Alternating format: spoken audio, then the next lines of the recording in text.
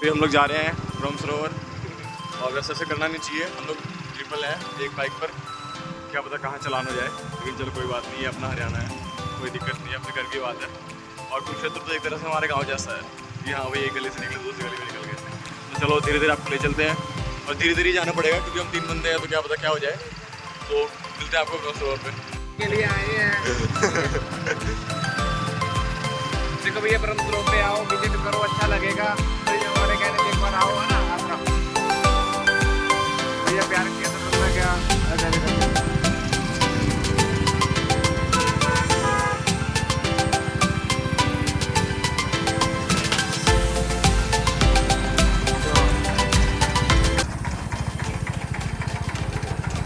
यहाँ मत लगाओ भैया, क्यों? आज फाइन है। नहीं यहाँ तो नहीं होगा आज फाइन है, तभी तो यहाँ खड़ी नहीं है गाड़ियाँ। तो हम लोग पहुँच चुके हैं ब्रह्म सरोवर, और आज जो है यहाँ पर पार्किंग के लिए मना कर दिया गया है। वैसे आप यहाँ बाइक खड़ी कर सकते थे पहले, लेकिन अब तो मना कर दिया है, और अभी हमको इन बैरिकेड्स के नीचे से जाना पड़ेगा। तो कुरुक्षेत्र पुलिस के द्वारा यहाँ बैरिकेड लगाए गए हैं, और ताकि कोई भी यहाँ बाइक खड़ी ना करे, क्योंकि काफ़ी हादसे वगैरह होते हुए देखे हैं, और बाइक वगैरह चोरी के केसेस भी हो जाते हैं। तो प्रॉपर पार्किंग यहाँ पर है, आप वहाँ अपने पार्किंग ला सकते हो, और कुछ भी खाना पीना हो बढ़िया जुगाड़ है यहाँ पर, बिल्कुल आओ कभी, यहाँ से आप निराश होकर नहीं आओगे, आप भी और आपका पेट भी।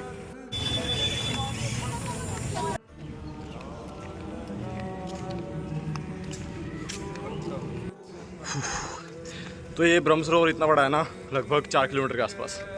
तो अगर आप इसका एक राउंड मार लेते हैं ना सुबह सुबह पैदल या फिर दौड़ कर भी किसी भी तरह, तो आपकी बहुत बढ़िया मॉर्निंग हो जाएगी, और यह भूमि आपको बिल्कुल फिट रखेगी अगर आप में डेडिकेशन है तो। मेरे साथ आया था मेरा दोस्त जो कि अभी फ़िलहाल स्कूल में पढ़ता है।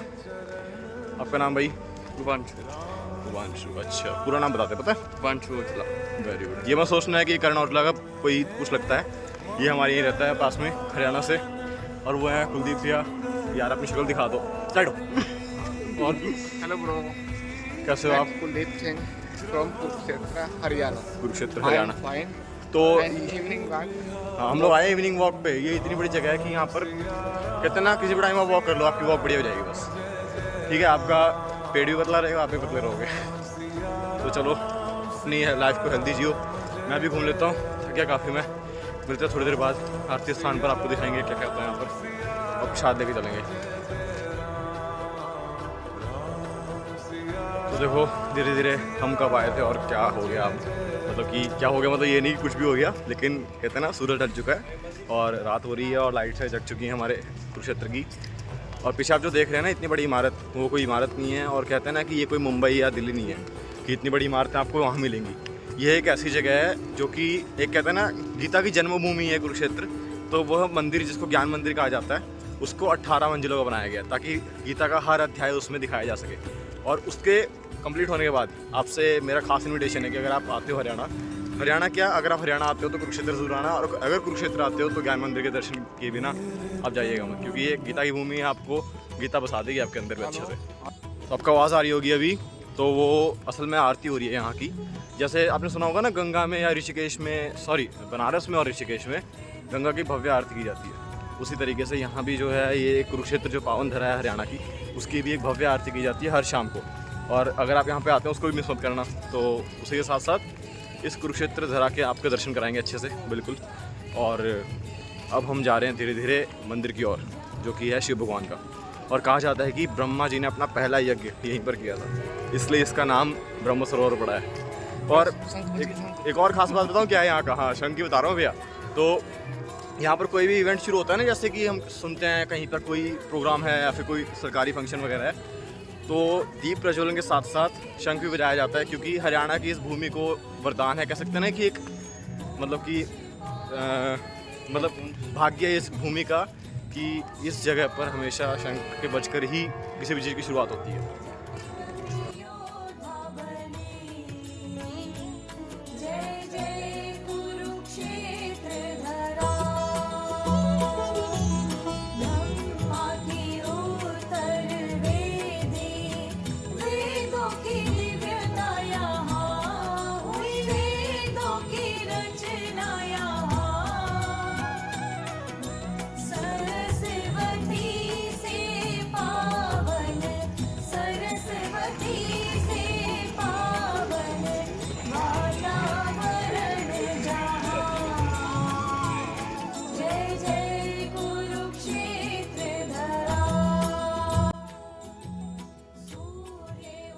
फिर हम पहुंच चुके हैं अब इस ब्रह्म सरोवर के सबसे मेन अट्रैक्शन स्पॉट पर, जो कि है कहता है ना वो महाभारत का युद्ध। इसको आपने काफ़ी कहते हैं सीरियल्स वगैरह में देखा होगा और मूवीज़ वगैरह में भी देखा होगा।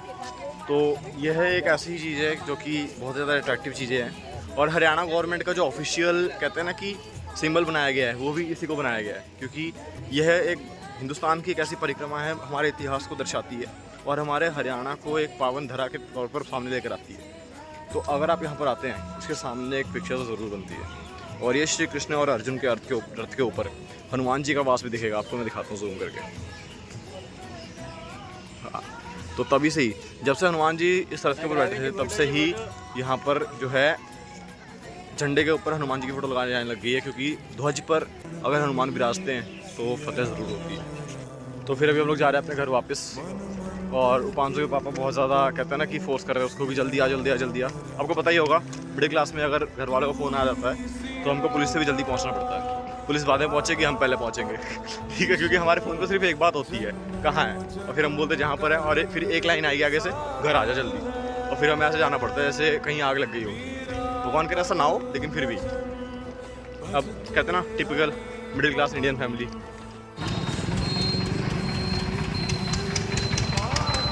तो ये हमारी व्हीकल तैयार, अब हम चलेंगे घर की ओर।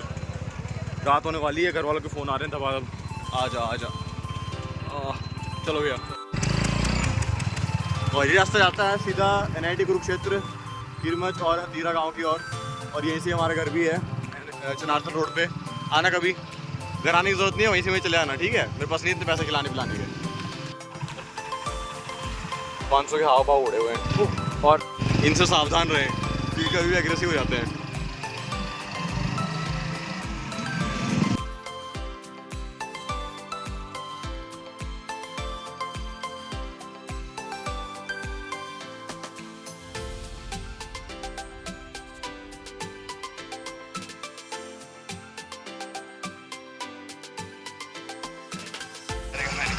पहुंचने वाले हम लोग, और अब डिसाइड किया जा रहा है कि घर पे किसको क्या बोलना है कि हम लोग कहाँ गए थे और कितनी देर क्यों लगा दी हमने।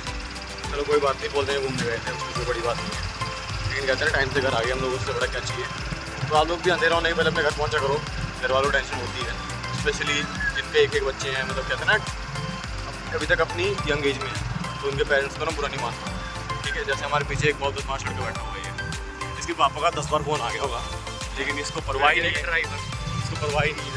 और ये हमारे हैवी ड्राइवर, बिल्कुल मौज करा रखी है उन्होंने हमारी, मौज के घर।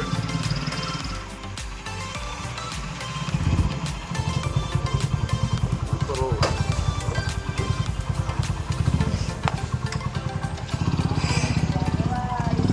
और यहाँ बैठी मेरी मम्मी हमारा इंतजार कर रही है। आ गए मम्मी हम घर। तो जल्दी आ गए। हाँ आ गए, बस घूम फिर के आ गए।